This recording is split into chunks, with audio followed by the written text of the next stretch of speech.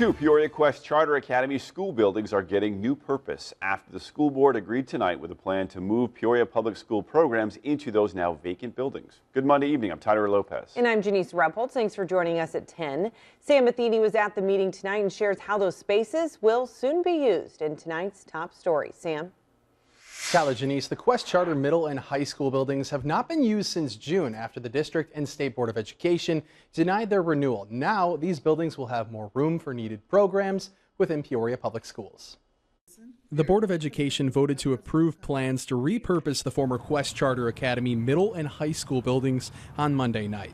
One of 4 programs that will eventually move is the district's biliteracy program, which helps pre-K through 4th grade students whose first language is not English. The program will move to the former Quest Middle School, where they hope they can eventually expand their reach through 8th grade. Superintendent Dr. Sharon Demoulin-Karat says there are more than 100 students in the program now, but there's a waiting list to get in. The district has a big push to provide lots of alternative options for our children. So moving away from the one-size-fits-all traditional environment. So we've gotten a lot of success with that alternative environment. Dr. Demoulin-Karat says the moves are necessary because the 4 alternative programs are currently scattered in schools across the district. The other 3 will transfer to the former high school building.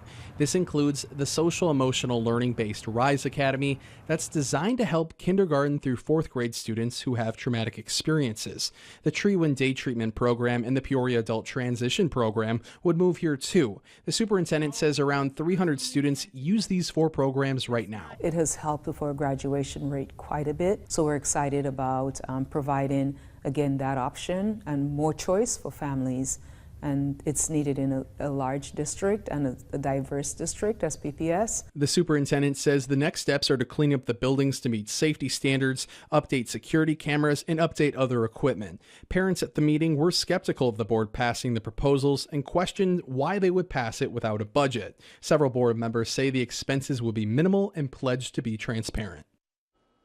And the superintendent says the plan is to start using these buildings by next school year with the potential of expanding the programs in the future. Tyler, Janice, back to you.